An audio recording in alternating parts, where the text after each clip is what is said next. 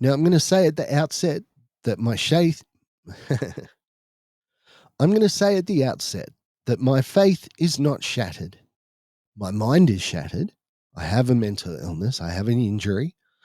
And I view my faith now through that lens of my shattered mind, my mental illness. I want to talk today about this is a special edition. I'm going to be talking about church. I'm going to be talking about Christians. Please, if you find that stuff offensive, don't listen. Maybe you'll hear something that will mean something to you. I don't know. So there's been this slew of very popular leading men, predominantly in the Christian faith, pastors, ministers, who have stepped away from their faith. They have basically walked away from what they've expounded that they believe for many, many years. They've stood in church and they've said, this is what God is about. This is what faith is about. I am the adjudicator. I am the person that is in leadership over you. And then all of a sudden they turn around and I'm no longer a believer. And there's been quite a few of them just recently, last few years. Now let's think about why this happens. So, of course, people aren't perfect. And people in church leadership should be held to a higher standard. The Bible says that. We as people of faith say that. Now, what is that higher standard? Is it a higher standard of you need to be more pure than me? You need to be more forgiven than me? To me, it's they should be closer to God. They should be more focused on their faith, on their belief. They need to study. They need to find truth. But there's an arrogance that comes when people be in leadership. Now, Paul talks about he had a thorn in his side that never went away. Now, we don't know what that thorn in his side was. Could have been anything. Could have been, I don't know, hemorrhoids. Could have been an injury that he didn't get past. It could be he might have nightmares. I mean, the guy went through a lot of stuff. Maybe he had some, they wouldn't have recognized it at the time. Maybe he had some psychological stuff going on. But he had this thorn in his side. And it was something that, this is the dude that's seen people get healed. This is the guy that's seen, the actual, apostles going out and doing the good stuff that made the Christian faith the power, the house that it became. He saw all of this, and yet he had something in himself that could never be healed. And to Paul, my thought is that is what kept him humble. He had arguments with people that traveled with him. He sent young Mark home. Doesn't say why, but he did. But then later on, we find that he took Mark on another trip with him. What does this mean to me? It means to me that leadership is not what we think it is. Leadership, when people get a position in a church, they see it as a power. Now, when one of these high-profile people falls, what's going to happen to them? Well, it's fairly easy to know what's going to happen because we do it to people that don't have affairs. Say you've got somebody in the church and they struggle with alcohol. They do. They have alcoholism. The drink is just, it's got them. And they're doing their best. But if they ever show up at church smelling like alcohol, and that happens like 2 or 3 times in a row, he's going to be asked not to come. I guarantee he's going to be told, that's not appropriate behavior for church. Is church not the place that he should be going? His desperate need for help? And when you've got people in leadership over this system where, oh, I heard he smoked marijuana pot cigarettes. I heard that he flirts with people. I heard that she took an inappropriate photograph and posted it on the internet. I heard that they had extramarital affairs. See, what I've done is I'm building in intensity, but it starts with the smoking. Somebody comes into church smelling of smoke. Oh, dude, could you not smoke before you come into church? Seriously? Maybe somebody swears when they come into church. They use a word that's not right. Maybe they use the Lord's name in vain. Maybe they um, have a T-shirt that's offensive. Our first reaction is to jump on them and tell them that they are not living up to a standard. So what's going to happen when a guy has an affair? He's a leader.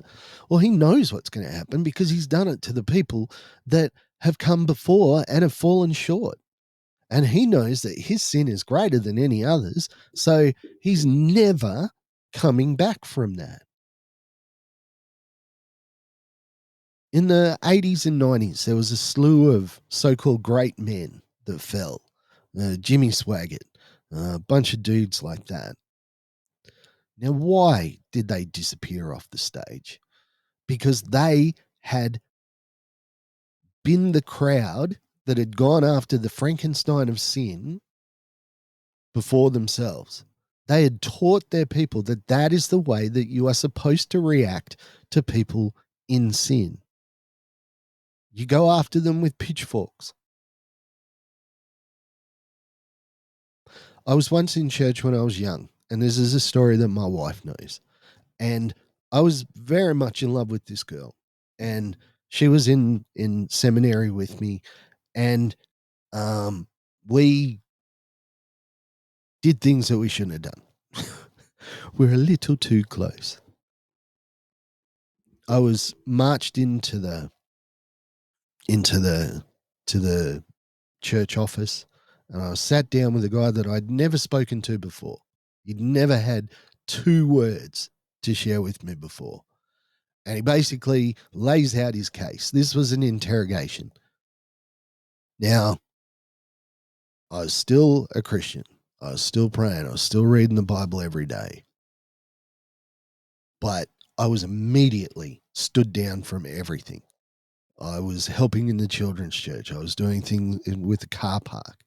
I was stood down from everything indefinitely. And I said, well, where do we go from here? And he said, well, you show me that you can come to church and be faithful for 6 months, and then we'll talk again. Well, I did that. Showed up at church, helped where I could, tried to serve in any way that I could. He once come by and saw me fixing a woman's tire outside of the church. A woman her tire had gone flat while the service was on. And afterwards, I'm there in my church clothes and I'm under this car changing a tire. Well, 6 months came by and I tried to make an appointment to see this guy, and he wouldn't see me. I tried 4 or 5 times. You know, um, it was clear that I had fallen short. So that was it for me in that church. Now, you've got a guy that he's faithful, he's a servant, he's got a godly heart, and yet he falls, he makes a sin. And he's not in leadership, he's in training to be a leader. And he does this thing and he doesn't lie about it. Guy says, I've been told that this is what happened. Yes, it is. It's true. It is true. There was no talk about what are your intentions towards this girl. There was no Are you guys contemplating marriage? Um, what is going on in your life that this could happen? That you're under my leadership, and this has happened.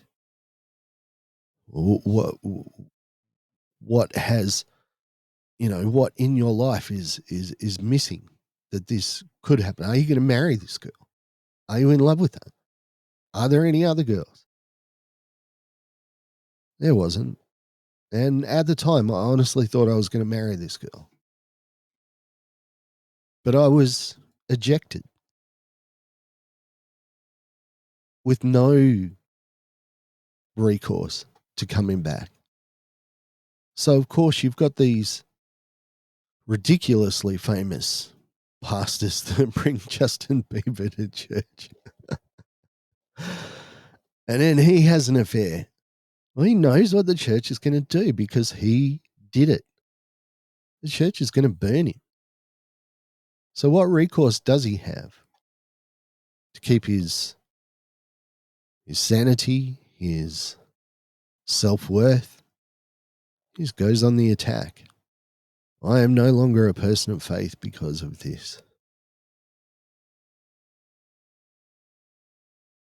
On the night that Jesus died, there was two dudes that particularly let Jesus down.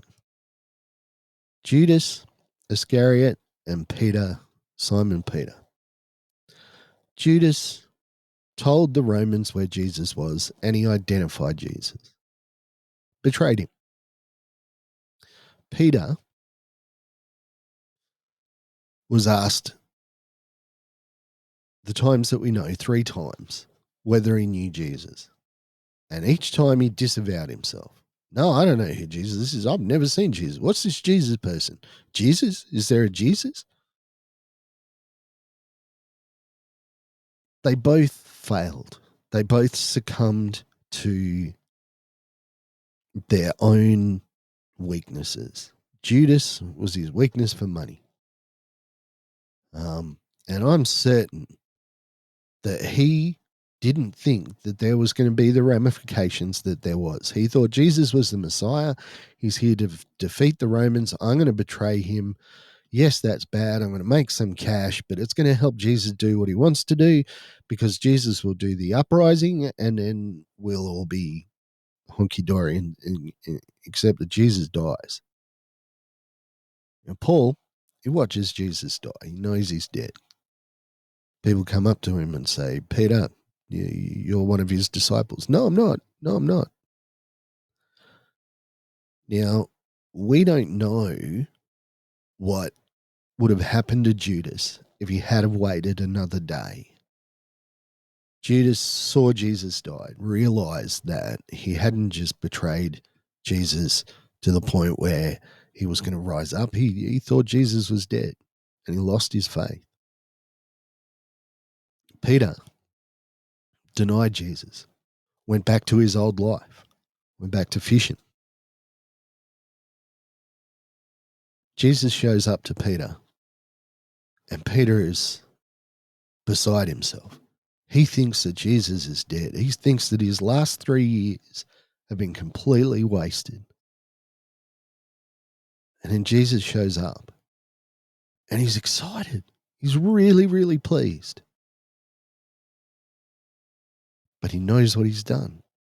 He's the guy that said, Jesus, you are the Lord. And Jesus said, this is the rock I'm going to build my church on. He was the rock. He made the declaration that was going to be the rock of how Jesus was going to build his church. And yet 3 times he denied Jesus.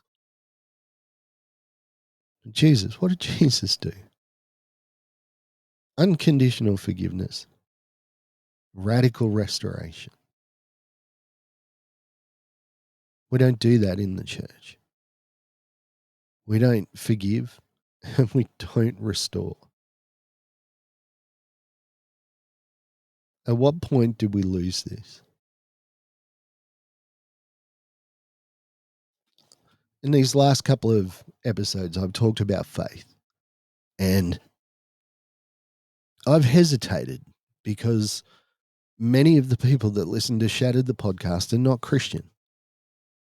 I don't promote my Christian faith on Shattered the podcast because that's not what it's about. But when I look at faith, when I look at forgiveness, and I think about what Jesus intended for us, and then I think about what the church actually does, why are all our hearts not breaking over this?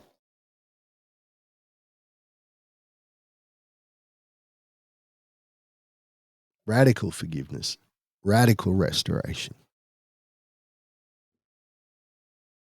Maybe that would be what revival is about. Not happy clappy songs in a dilapidated church, but just radical forgiveness, radical love.